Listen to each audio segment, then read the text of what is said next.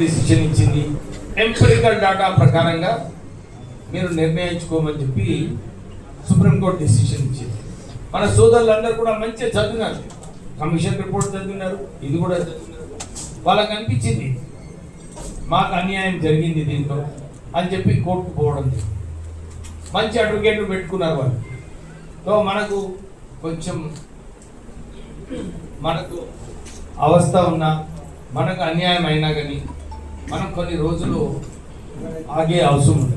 ఎందుకంటే ఒక నిర్ణయం అయిపోయింది, ఆ నిర్ణయాన్ని సరిదిద్దుకోవాలంటే ఎక్కడ పోవాలి? మనము మళ్ళీ కోర్టుకి పోవాలి. ఇంకెవరు లేరు అక్కడ. ఎందుకంటే మనకు అనుకూలంగా మనకు న్యాయం చేసేలాగా ఎక్కడ కనబడతలేదు. సో మనకు కేవలం కోర్టుకి పోవాలి. సో మనం కోర్టుకి పోవాలి. మనం అందరం ఏదైతే ఇంతకుముందు ఆ యూనిటీ చూపించాం. ఎందుకంటే యూనిటీ చూపించేది అవసరం ఉన్నది. ఆ యూనిటీ ఉన్నప్పుడే పొలిటికల్ పార్టీస్ ఇతర వాళ్ళందరూ కూడా భయపడతారు. అవునా కదా? అయితే మనము ఏదైతే మనం డిసెంబర్ 2 నాడు మీటింగ్లో మనము ఎంత క్రమశిక్షణతోని మనం అందరం కూడా అప్పుడు పట్టుదల ఉండి మనందరికీ ఎవరు పిలిచినా పిలవకుండా చలో పోదాం మనం, చలో హైదరాబాద్ అని చెప్పి అందరు కూడా వచ్చిండ్రు.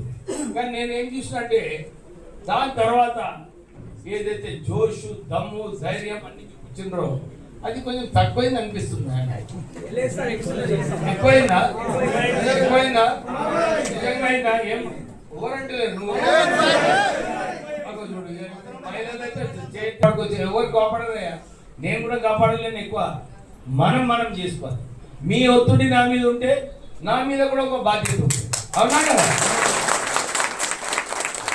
ఇప్పుడు చిన్నగా 10 సంఘాలు ఉన్నాయి మన దగ్గర. ఈయన లేక 10 సంఘాలు.